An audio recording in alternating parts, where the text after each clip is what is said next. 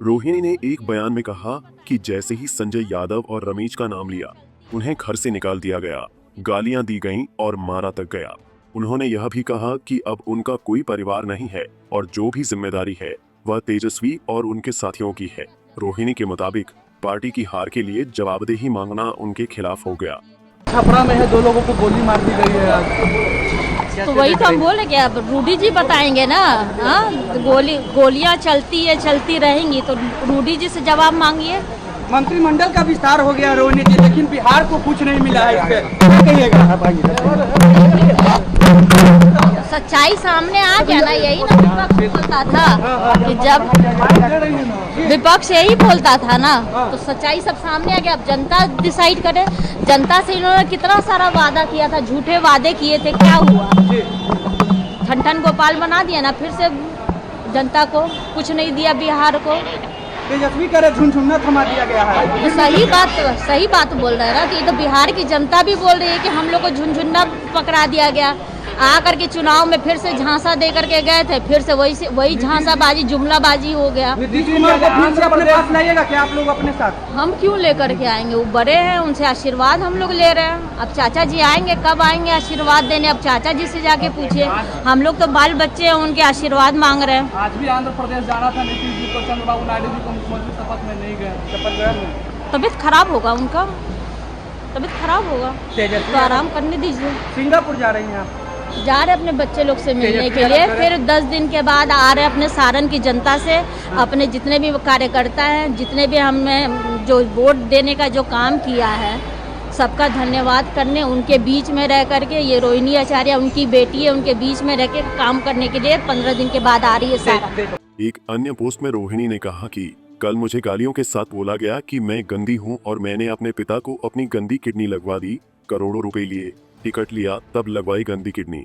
सभी बेटी बहन जो शादीशुदा हैं उनको मैं बोलूंगी कि जब आपके मायके में कोई बेटा भाई हो तो भूल कर भी अपने भगवान रूपी पिता को नहीं बचाएं। अपने भाई उस घर के बेटे को ही बोले कि वो अपनी या अपने किसी हरियाणवी दोस्त की किडनी लगवा दे। सभी बहन बेटियां अपना घर परिवार देखें, अपने माता पिता की परवाह किए बिना अपने बच्चे, अपना काम, अपना ससुराल देखें, सिर्फ अपने बारे में सोचें। मुझसे तो ये बड़ा गुनाह हो गया कि मैंने अपना परिवार, अपने तीनों बच्चों को नहीं देखा। किडनी देते वक्त न अपने पति न अपने ससुराल से अनुमति ली। अपने भगवान, अपने पिता को बचाने के लिए वो कर दिया जिसे आज गंदा बता दिया गया। आप सब मेरे जैसी गलती कभी ना करे, किसी घर रोहिणी जैसी बेटी ना हो। वहीं इस पूरे मामले को लेकर केंद्रीय मंत्री और एलजेपी रामविलास प्रमुख चिराग पासवान ने कहा कि मैं इस पर कोई टिप्पणी नहीं करूंगा।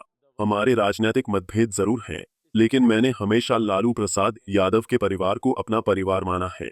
मैं प्रार्थना करता हूं कि यह पारिवारिक विवाद जल्द से जल्द सुलझे। घर में एकता बनी रहती है तो इंसान बाहर कठिन परिस्थितियों से लड़ लेता है।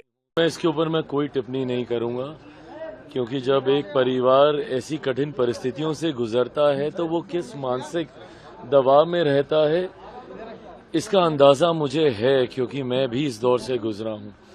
हम लोगों के राजनीतिक मतभेद जरूर रहे हैं, पर मैंने हमेशा आदरणीय लालू जी के परिवार को अपना परिवार माना है। मैंने हमेशा तेजस्वी हों, तेज हों, मीसा दी हों, रोहिणी जी हों, सबको मैंने अपने भाई बहन ही माना है। ऐसे में बस मैं सिर्फ इतनी प्रार्थना करता हूं कि जल्द से जल्द ये पारिवारिक विवाद सुलझे। घर में एकता बनी रहती है तो इंसान बाहर कठिन परिस्थितियों से लड़ लेता है। बट आज की तारीख में उनकी पार्टी जिस दौर से गुजर रही है और उसके बाद घर में ऐसी कला, मैं समझ सकता हूं कि परिवार काफी कठिन परिस्थितियों से गुजर रहा होगा, पर मैं सिर्फ प्रार्थना कर रहा हूं, मैं इसके ऊपर कोई कमेंट नहीं करूंगा। बिहार में एनडीए की ऐतिहासिक जीत के बाद एनडीए में जश्न का माहौल है, तो वहीं दूसरी तरफ राजद सुप्रीमो लालू प्रसाद यादव की बेटी और सारण से चुनाव लड़ चुकी रोहिणी आचार्य ने अपने एक पोस्ट से हलचल मचा दी है। रोहिणी ने एक्स पर एक और पोस्ट कर लिखा कि कल एक बेटी, एक बहन, एक शादीशुदा महिला, एक माँ को जलील किया गया, गंदी गालियां दी गईं, मारने के लिए चप्पल उठाई गई। मैंने अपने आत्मसम्मान से समझौता नहीं किया, सच का समर्पण नहीं किया, सिर्फ और सिर्फ इस वजह से मुझे बेइज्जती झेलनी पड़ी। बता दें कि रोहिणी जिन संजय यादव का नाम ले रही हैं, वह तेजस्वी यादव के सबसे भरोसेमंद सहयोगियों में गिने जाते हैं।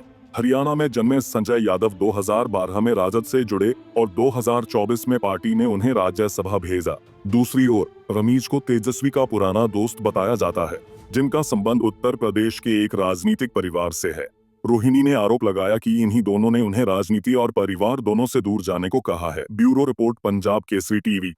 हमसे जुड़े रहने के लिए हमारे YouTube चैनल को सब्सक्राइब करें और नई वीडियो की नोटिफिकेशन के लिए बेल आइकॉन को दबाएं।